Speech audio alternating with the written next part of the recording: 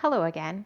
I am on the search for a great keto donut. So I tried some the other day that I made out of cottage cheese, and they were not my favorite. So I have another recipe that I'm going to try. My plan is just to make 3 of them to try them out. And these are intended to be plain cake donuts, which are my favorite kind of donut. So I'm super excited and I hope they work out. Okay, so the first thing I'm going to do is preheat my oven to 350, and then I'm going to grease my donut pan with some coconut oil because, well, the recipe actually does say to do this, but also I learned from the last time that I made donuts that this is not like a non-stick pan. So I want to be making sure that I use. And I'm supposed to only make 3 donuts, so I'm only going to grease 3 of my wells. All right, and then set this off to the side here. And I'm going to work on getting my dry ingredients together. I need a half cup of almond flour.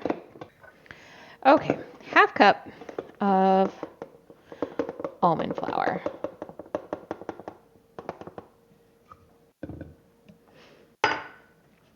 And then I need, so the recipe calls for 7.5 teaspoons of erythritol. I don't have any erythritol, but I'm going to use aloes. And I, from according to my research, it's a 1-to-1 ratio. So I'm going to use the same amount of aloes. So let's see, 7.5 teaspoons equals 2 tablespoons.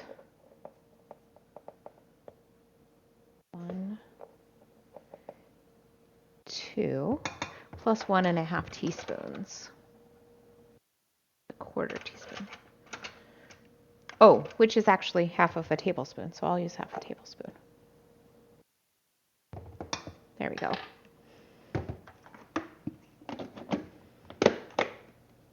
Okay, then I need a teaspoon of baking powder.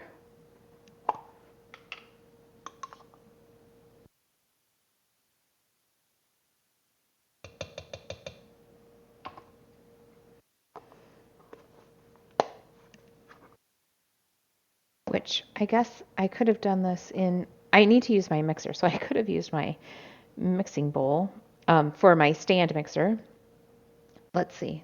Yes, that's all. So I just need to kind of stir these around.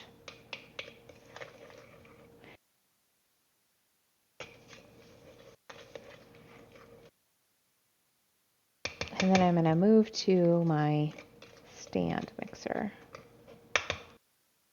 Okay, so I'm just going to get my dry ingredients in there because that's where they should have gone in the first place. And then I need 2 tablespoons of softened butter.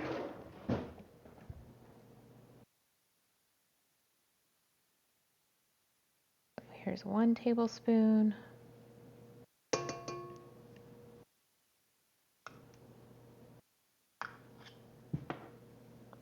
And 2 tablespoons. At least I'm assuming it needs to be softened. It actually does not say that in the recipe, but I'm not really sure how it would work if it was not softened, so that's what I'm going to do. I hope it's not supposed to be melted. All right, so then I'm going to mix these together. Okay, so I'm going to say that that's good. It's kind of crumbly and together. And then I need to add in my egg.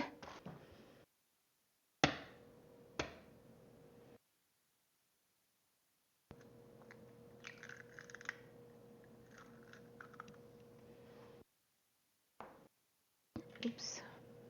Okay, so then I'm just supposed to mix these until they're combined. And then mix in my milk and vanilla extract. So I need half a tablespoon of vanilla extract.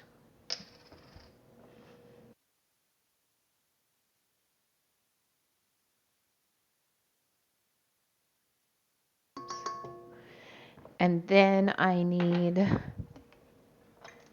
2 tablespoons of milk. So the recipe actually calls for almond milk. I don't have any almond milk, so I'm just going to use Fairlife whole milk because that's what I have on hand. And I think it will work the same way.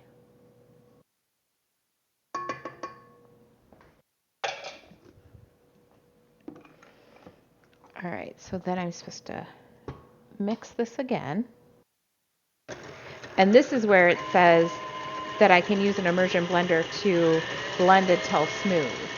So I'm really gonna like beat it this time and make sure that everything is coming together.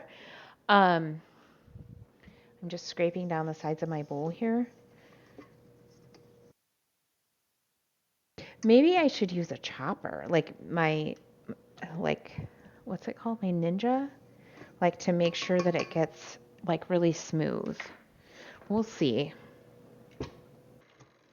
Yeah, I think I'm gonna do that. I think I'm gonna use my Ninja. Okay.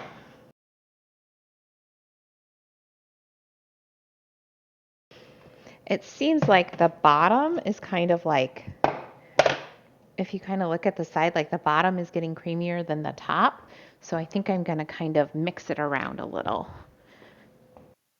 to make sure that all of it is getting blended really well.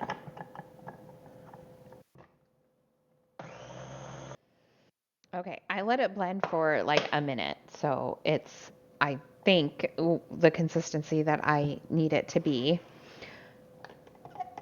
Gonna get rid of this centerpiece and then I'll get this into my donut wells. I have to remember which ones I actually greased.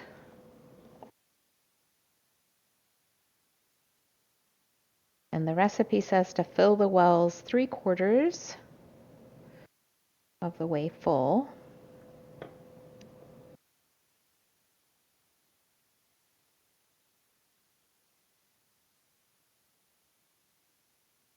I think that's where we want it.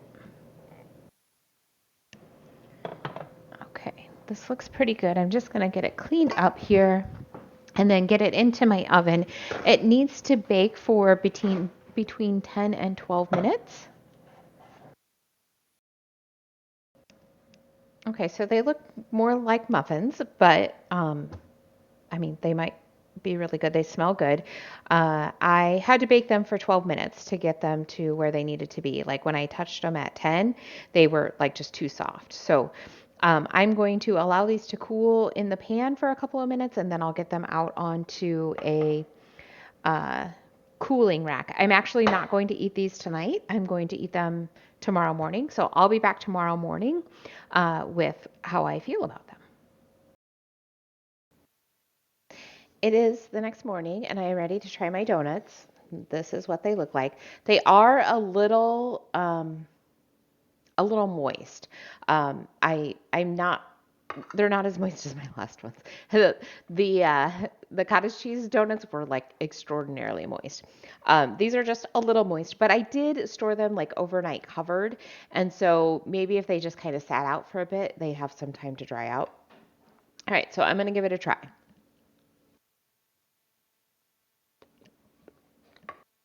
It doesn't taste like a plain donut. And it's kind of because my wells are so short, like the bottom is covered. It covered the top of the what's supposed to create the donut hole. And so it kind of has the feel more of like cake rather than donut.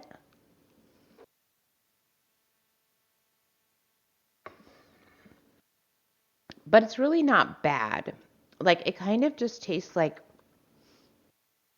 almost like a yellow cake. And it's not too grainy. I'm actually surprised by that. It's not too grainy. These aren't bad. Like I can totally see making these again, and just having it. They're just a bit soft, right? Like they're just, like I said, like more of a cake than a donut. But the flavor is pretty good. And maybe if I like sprinkle a bit of like cinnamon sugar on top, then that might kind of like, I don't know, bring it all together because it's just not a plain donut. It's really a cake is what it is. Okay, so I did decide to sprinkle a bit of cinnamon sugar on the donut just to kind of see how it affects it. Oh yeah, that's good. That's really, really good. And it almost does with the added cinnamon sugar, it almost does like take the place of a donut. The texture still is not right, but it's really, really good.